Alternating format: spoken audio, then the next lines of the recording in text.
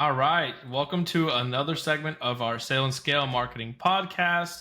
Specifically today, we're doing another agency spotlight segment. Today, we're super happy and excited to have both Hanna Day and William Twitty here. Well, so tell us a little bit more about what you individually do for Skycastle Productions and, kind of what your specialties are together. Well, my role is the director of photography. So my specialty is anything and everything for photography solutions, basically. I also specialize in video recording, producing, editing, just any kind of capturing the likeness of company subjects or products or whatever I can do to visually tell a story and convey the mission statement of that company through photos and video. I say lead designer, but I do pretty much everything else in the company. So I'm the accountant. I'm the social media manager. But primarily my role in our agency is sort of facilitating the visual aspect of things. So whether that is through actually designing or through working with any of our designers on staff to help them achieve the goals of the client. So I say lead designer, but I'm really sort of the company manager, the taskmaster, if you will.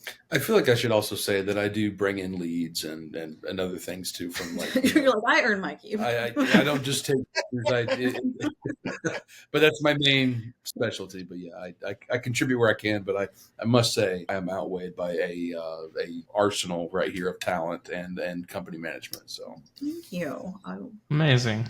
So I know today the topic of our conversation is going to be understanding a little bit more about branding when it comes to a company, but like not just of the logo. Like a lot of people think that branding is just logo or whatever else, but branding as a whole, both as the visual side, the tones, the storytelling, everything about that brand, right? Especially when it comes into social and all these other aspects, right?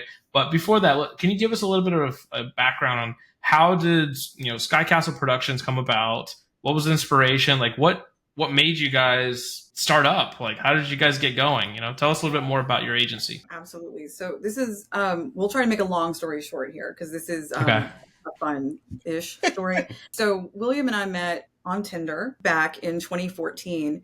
And we dated and it didn't work out the first time. And so then while I was job searching on LinkedIn, my phone, not in a stalker ex-girlfriend way, like legitimately froze. And I'm doing one of these numbers here, trying to get it to unfreeze.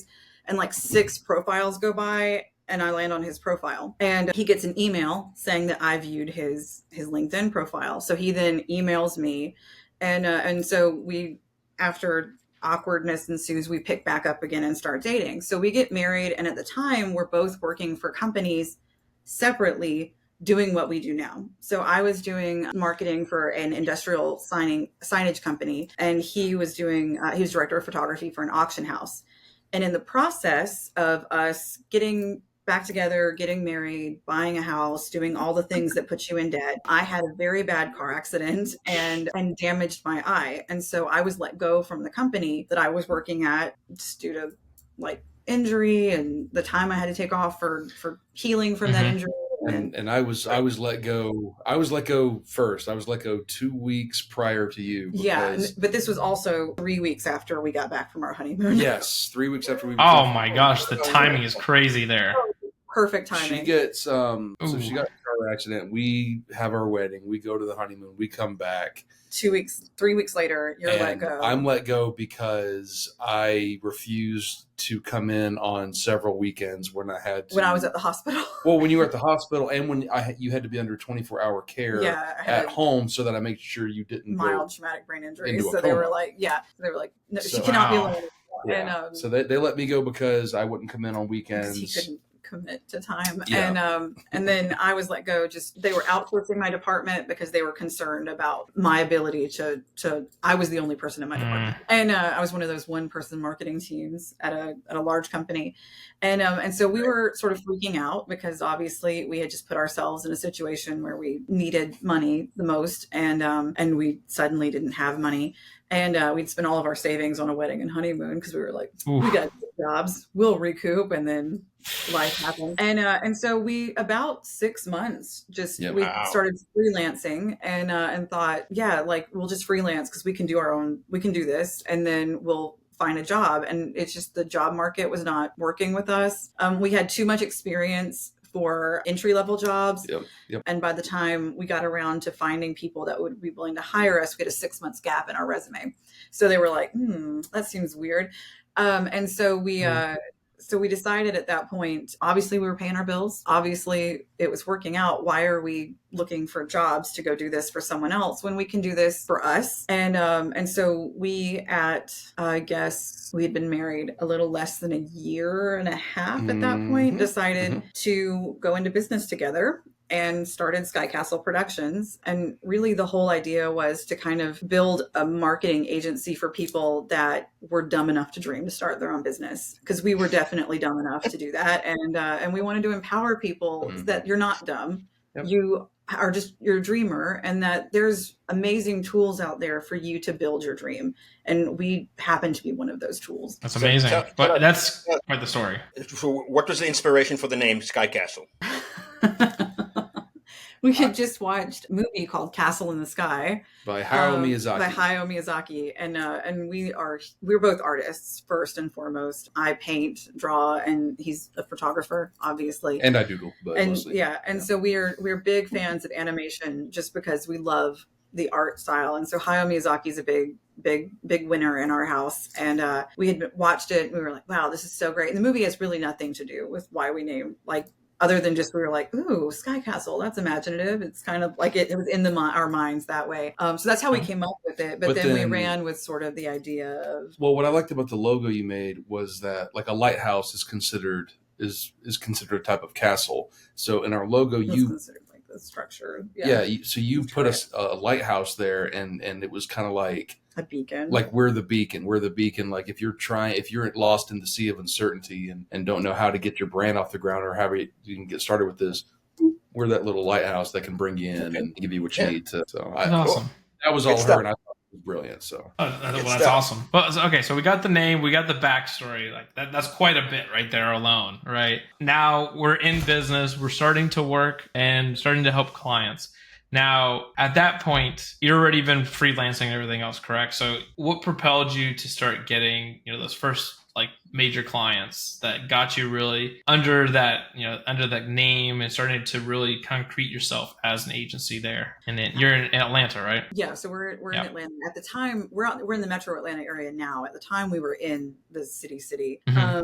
And so we were at a place where we were kind of at that like make or break moment of, are we going to give up and start a business, or are we going to give up and go back to working an agency, or, is this really going to be, we're going to start a business. It's not going to be just freelancing anymore. And we joined a networking group and we met some amazing people there. But one of our first clients that really married together all of our skill sets. And one was, we had an agency called the Go-To Team. They were real estate agents, and they were deciding that they didn't just want to be your local real estate agent, that they wanted to be sort of like personality driven, that they're not just selling you the house. The reason you're signing with them is because of the personality that you're getting of the whole team.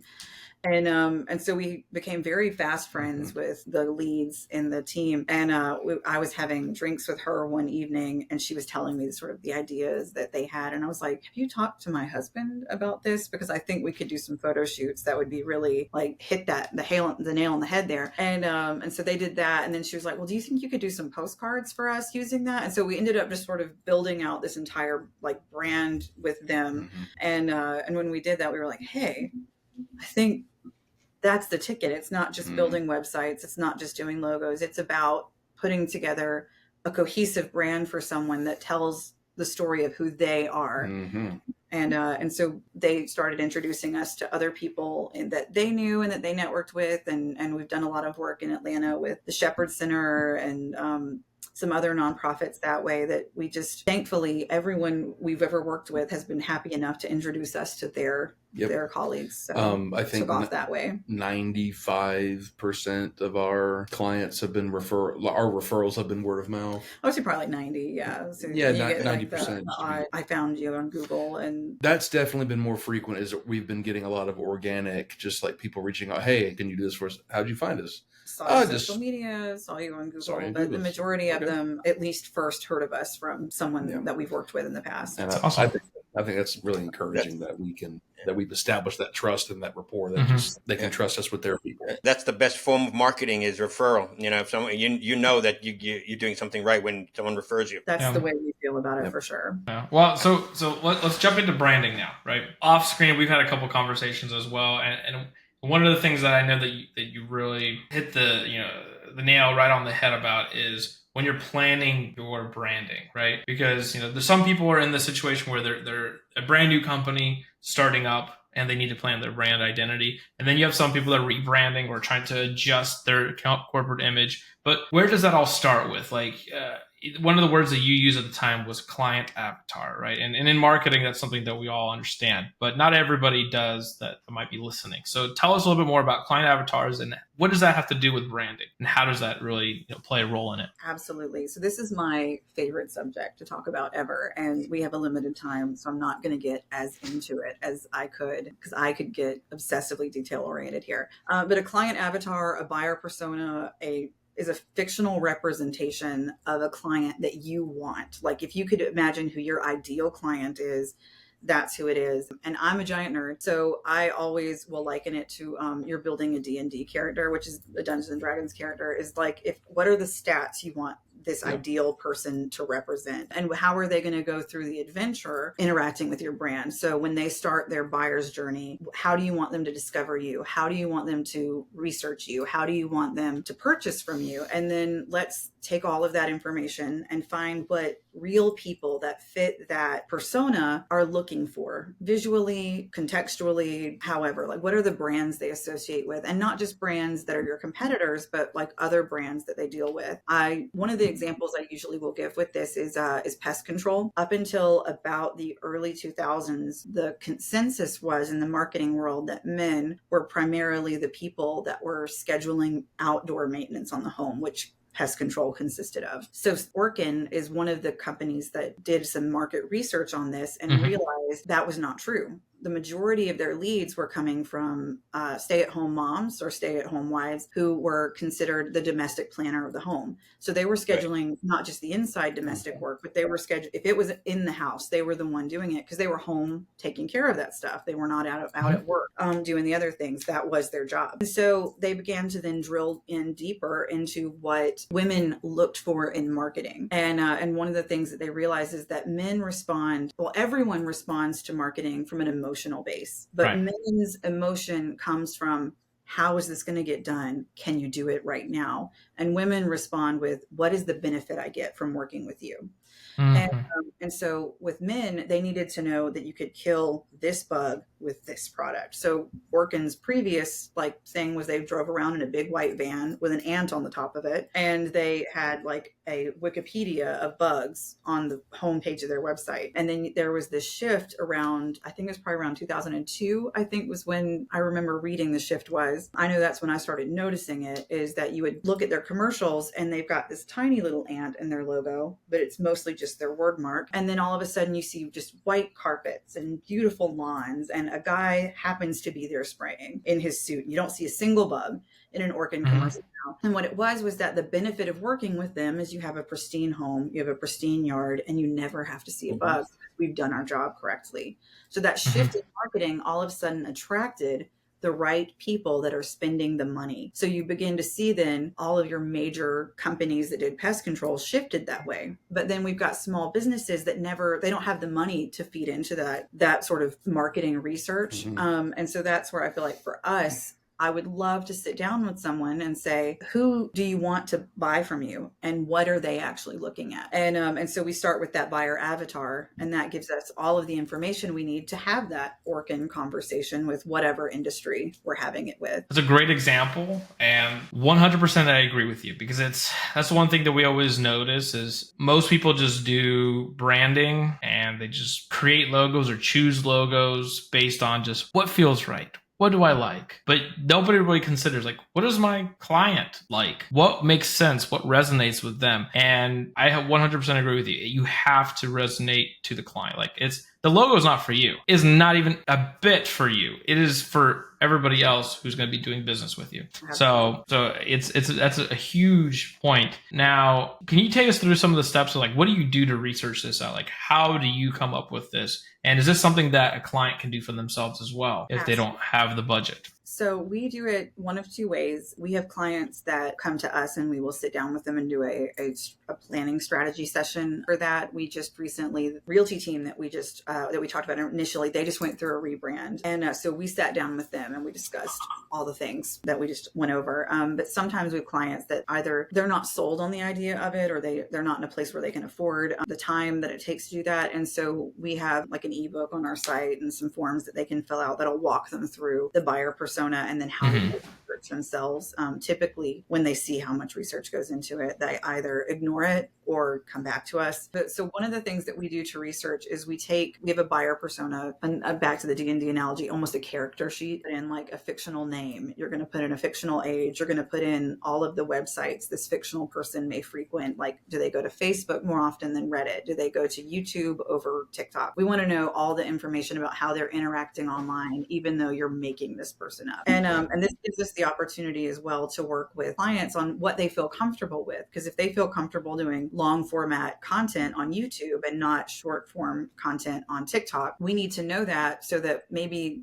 they think that they're marketing to 25-year-old women, but really they're actually marketing to 39-year-old men. And so like maybe we don't adjust the whole marketing plan. We adjust who you think you're marketing to. We adjust the buyer persona to fit what you're already doing. And we adjust, that way your perception of who your client target market is. So we start with that. And then we take all of that information and we begin to research sort of the top websites frequented by fill in the blank of who your buyer persona is. We dig into those websites deeper into what is their traffic. How are they getting people to find them? SEMrush is a great tool that I've used a lot of times to just sort of pull data off of the internet and kind of then sift through everything. If I see the target audience primarily visits Target, I'm not going to recreate Target. I'm going to go then find all of the products that they end up on Target website and find the individual brands for that. If you've got a woman who's primarily looking at like Yeti products and Joanna Gaines products, a big red logo is not going to attract her. She's looking for something that's going to be more farmhouse, more chic, more delicate that way. And so we would then lean into that versus,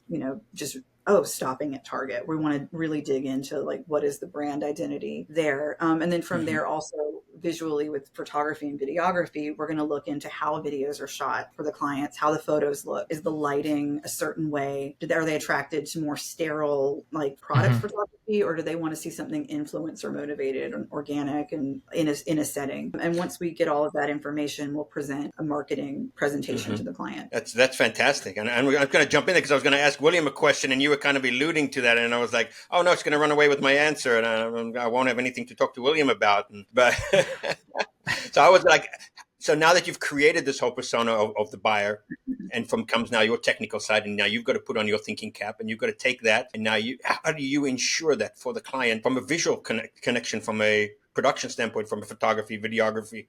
What are some of the things that you do to create that cohesive brand language between the two? So for me, it's all about communication, like communicating without words, not so much between me and the client, but them to their customers. So when you hear that saying, a picture's worth 1,000 words or whatever, or it says so much just by looking at it, I want photography and video, these images, to convey an intimate message from the client from that business to the customer, whatever specific message that may be. We have to consider color. We have to consider tone, color grading. If something like if their color palette in their logo and their styling guide is a lot of cools and neutrals, then the photography needs to also sort of match that theme. So my shadows need to be cooler. I don't need anything to be too warm because that's not going to blend well on the website or any of their print media. Also, I have to consider the environments, the subject matter.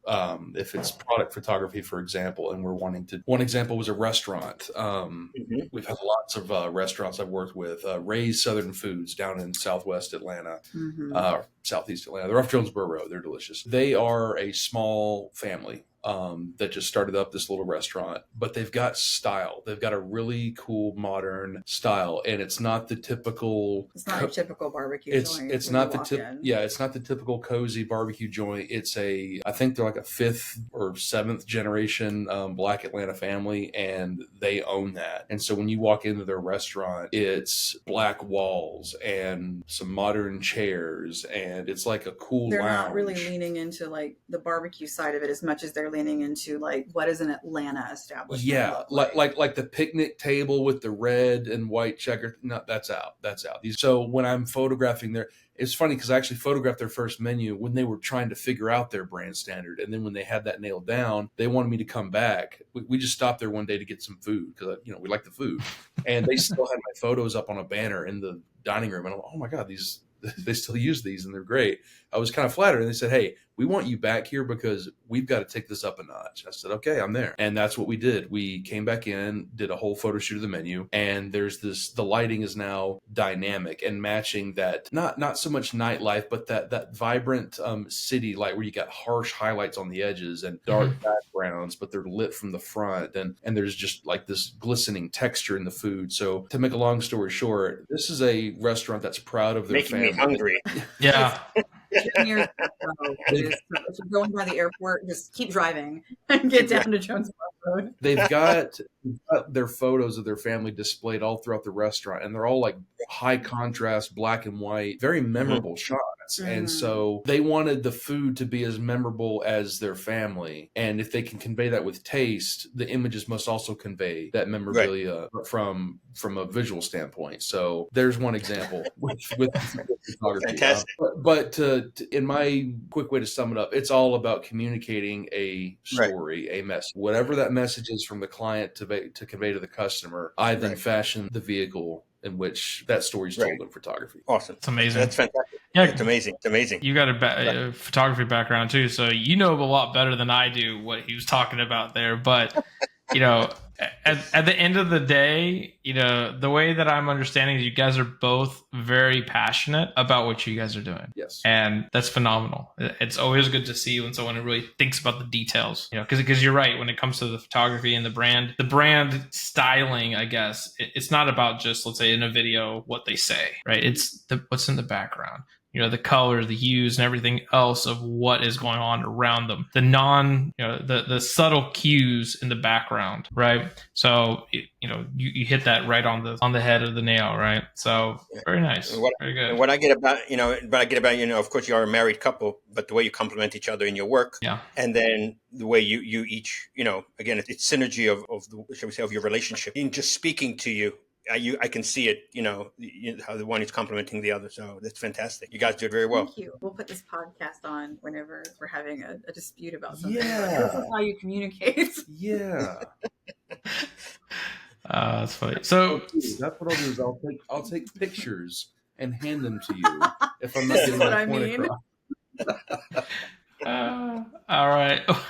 Well, so we've got a few more questions for you when it comes to branding, and maybe something now we can take what you've talked about and maybe try to turn it into some practical tips or something that clients could use on their own if maybe they're not quite there to hire you yet, but they want to at least do well for themselves. There's a lot of DIYers out there, and people that just want to learn about the marketing before they have somebody else do it, because that's a whole nother side of empowering your businesses. If you understand what you're about to hire somebody to do better, you're going to get much better results, right? And avoid getting yourself taken advantage of as well. In the process. So give us some tips on what companies can do that are looking to create a more consistent, compelling brand image. For sure. So the first thing I always tell anyone we're working with, whether they sign a contract with us or not, is educate yourself on what you're getting yourself into. You don't need to sign a contract with somebody for a website and then expect them to do a full marketing platform for you. Conversely, you don't need to sign a contract for somebody that's doing a full marketing plan and then you just get a website out of it. We want to make sure that you're educated and you know what each item is before you're paying for it. Because with marketing, especially we're in small business as well. We're raising a family on, self-employed income. We understand that every dollar counts. And so if you have to do it yourself, you need to know what you're doing. You don't need to hinder your own business. And if you're hiring someone to do it for you, you need to make sure that you're getting what you pay for. So education is first and foremost the first thing we will tell every client. If we will answer those questions to the best of our ability, if we can't do it, we will tell you up front. We will either tell you that we have a guy that does it, it's just not us, or we'll be the ones that be like, sorry, we may not be the agency for you. And that hurts when we have to tell someone that. But I would rather it hurt then than hurt when we don't deliver. But then the next thing we would always say is once you know what you need, once you know how to do what you need, and not that we're giving away the secret sauce. I will be the first one to say, like if someone just came and asked me like, hey, how do I do this? I'm going to give them the high level details until I know that they're not hiring me to do it. Once I know that I'm not on to be hired, we'll have a different conversation, because as a consultant, I can give you different answers than I will if you're just like, how do I get free work? But like, just to be 100% honest there. But so we'll, once we talk with people about it in a consultant capacity, we're going to sit down and we're going to explain to them sort of the nuance of it is like learning how to use your metrics is the best DIY tool I can tell anyone, because I don't need them to tell you how my secret sauce is. You can make your own secret sauce because you know what works. You know what times work, what content works. You don't need me to tell you how to do it. If you can read your metric data on your social media, on your website, even drilling down into putting like where your phone number is getting tapped on your website or through your marketing, getting that information, because you'll begin to see what's paying off for you and what has worked in the past and where you need to put your marketing money in. One thing I always tell people is don't just put yourself on Yelp and expect that to work, because that's not a real marketing platform. That's a money scam. And so it's not like the Yellow Pages back in the day, which may have been a money scam as well. But we just, like learn what the tools are, what works for you, and then read your own data. And once you have that, you're going to know what the next steps are, whether that is realizing you do need help or whether that is realizing like, oh, I'm doing the right thing. Now let's just lean into those more instead of doing everything and seeing what sticks. Right. Well, I was saying now for William on your side. So I know, let's say a simple thing that most people will end up going through. Like not everybody gets too deep into brand imaging, right? But they might, for example, be building a website, right? So, and on the website side, depending obviously on what kind of business you have, the imagery on a website is very important into really making that website look fabulous and amazing, or just meh. So what are your tips on like choosing images or creating your own images for a website to really make it stand out more? So a couple things. A lot of times when people are saying that they want photography for their website and they're like, oh, well, we can just, grab some stock images off of. I am not knocking stock photography at all. It is a wonderful resource. There's tons of great stuff out there. More often than not, we do use a lot of stock photography. Yes. With clients. Absolutely. However, I do suggest to people like it does help in the long run. I think if you do have a custom element to your website, to your media, your content, to show that like anybody can pay enough and just like have stock photography and look professional. But if you have like actual photography examples of like your raw work or your products or your services happening, putting a bit more of a personal face of your company on your website. If your website and your landing page are the face of your company, put your face on it. Yeah. And again, I'm not saying stock photography can't be used. It absolutely can be and be very helpful. But there's also the other element of like, well, I can do my own photography. And my nephew, he's got a really nice camera and he can get some just quick pictures of us. And that story. We've all heard that. We've all heard that. And it's like, okay, then. And I need to find a nicer way to say this. I don't think I've repeated it this way, but in my mind, my first thought is, well, then why isn't your nephew doing your website? Why isn't your kids are pretty smart these days? They can make a Facebook page, and it's like, I'm a professional and I'm here to make an honest living, but I want to serve. I want to help you make something yours. I get a thrill out of helping you with your project and bringing something to life. And if I've got some creative ideas, I want to make that happen for you, because I mean, I don't charge by the image. I charge by time. A lot of people think that. I think a lot of people are dissuaded from photography in general because they're like, I got to pay for all these shots. The way I run is like, we build you a content package and you can use that for as long as the content will last you. There's one Dr. Taz. She's got her own health and beauty wellness brand, and she has a couple offices at Center Spring MD here in Atlanta.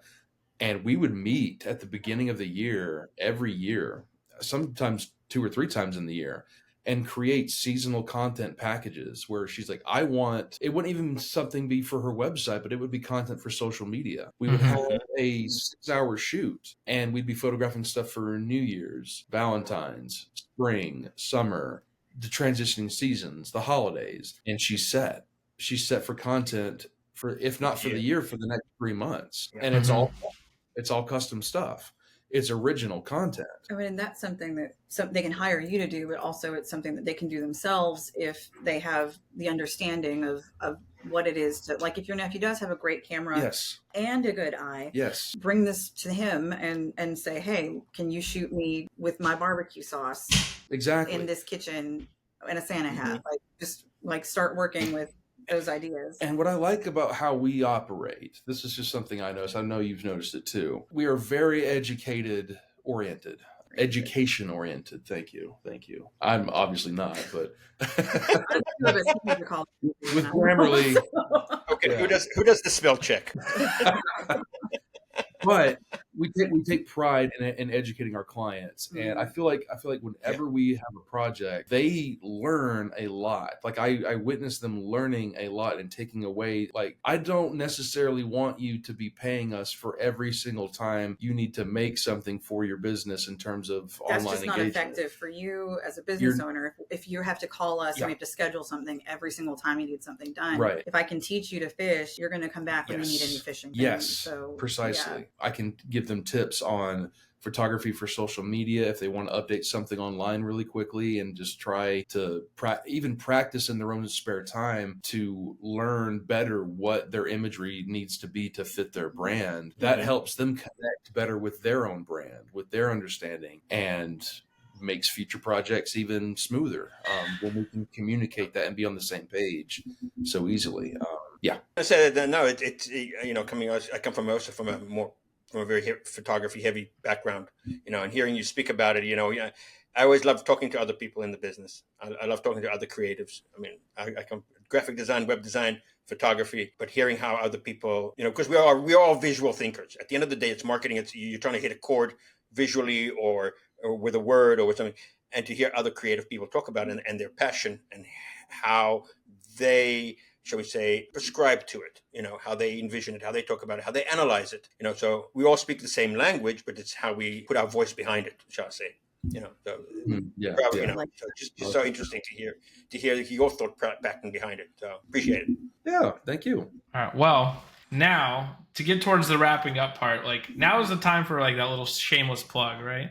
So now tell us a little bit more about, like, do you have any offers or anything else that you guys have going on right now for potential listeners or anybody that might be interested in your branding and social media services? And other than that, like, how can people get in touch with you, right? So website, phone numbers, anything else that allow people to get in touch with you after hearing this recording, and, just tell us a little bit more on that side. Absolutely. So the best way to get in contact with us is through our website. It has our phone numbers and email addresses on it. So you don't have to remember anything except for the website.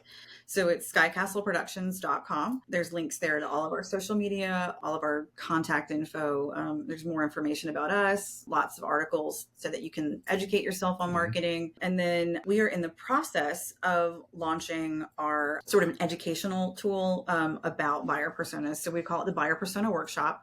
And so if you guys would like listening to this podcast, if you'll just reach out to us, we would love to give you a free copy of the ebook and the Buyer Persona Builder, the link to that. We would love to give you that. And then also invite you to stay tuned for when we will be launching the full workshop, which should be probably next month or so? Next month, 2 months maybe? Yeah, I think the next couple months for sure. It should be. We've done like small workshops before, but we want it to be more of an ongoing educational tool, not just like one day where you come in and we throw a bunch of information at you. We want to really sit down and sort of workshop with everybody. I think there's amazing creative minds out there that just haven't been tapped. And if I can put them all in a room together and facilitate that, would love to do that. So it's going to basically the workshop is a group of business owners that want to sign up together, or they may not together, but they will be together. That like small business owners that want to grow their business and build their brand. And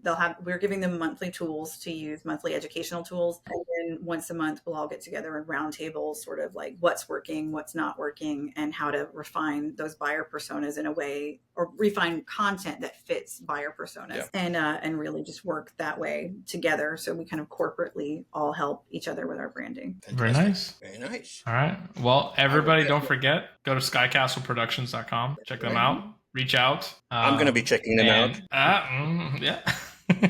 All right. I'm going to be looking into that. I'm going to be looking into that buyer persona, educate myself a little more. Yeah. No, it's an ongoing.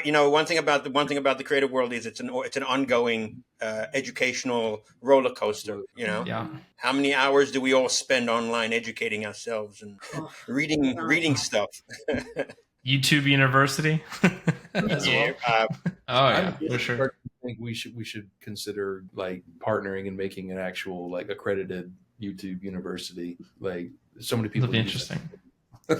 Yeah, somebody just goes through YouTube, finds all like different topics, and actually categorizes it into courses. That'd be interesting. Yeah.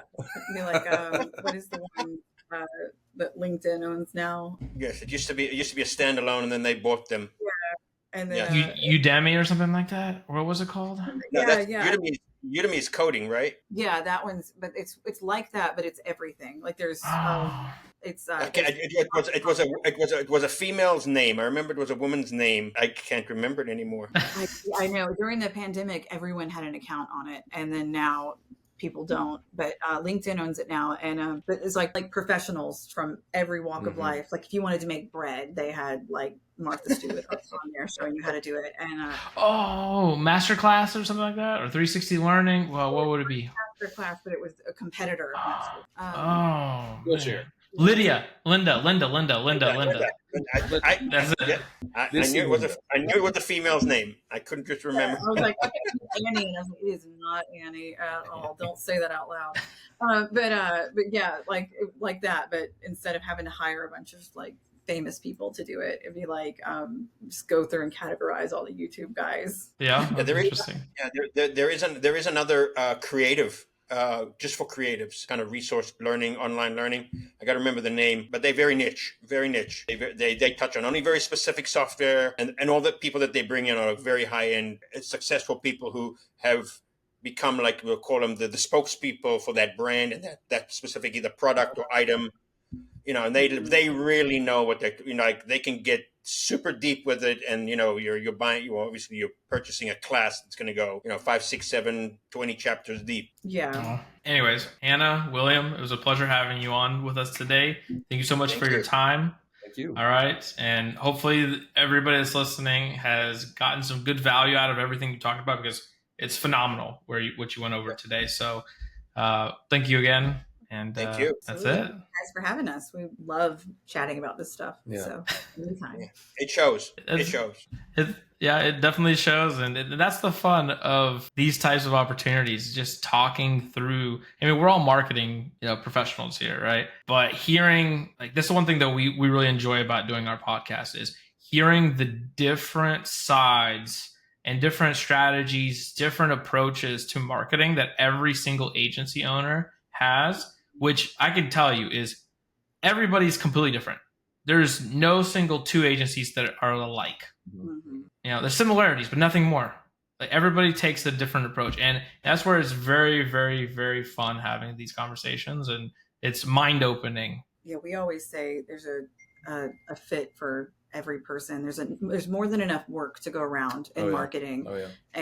And it's just finding the right people that gel with you, and then learning how to trade secrets with everybody else. And we love having conversations to find out A, who fits really well with our business as a client, and then B, to find out with other professionals what we could be doing differently, what is their spin on it, and what it is that creatively is happening out in the world right now. That's where we learned on our side as a flagship agency support. We've learned that interagency collaboration is always going to be stronger when it comes to the final work product than if somebody just tried to say that they do everything themselves. Oh, Absolutely. yeah. Oh, yeah. So, collaboration, it's key. That there's a strand of 3 cords is not easily broken, and and if you've talked to any climber, they'll tell you the more tensile a product, the less you're going to fall and die. And I feel like products are the same way. Like if you want your business to survive and make it to the top, you need somebody who's not trying to do everything on one cord. It needs to be rated in right. All right. Well, thanks again. Hope you enjoy the rest of your day, and we'll talk soon. Absolutely. Thank you guys. You guys, bye-bye. take care.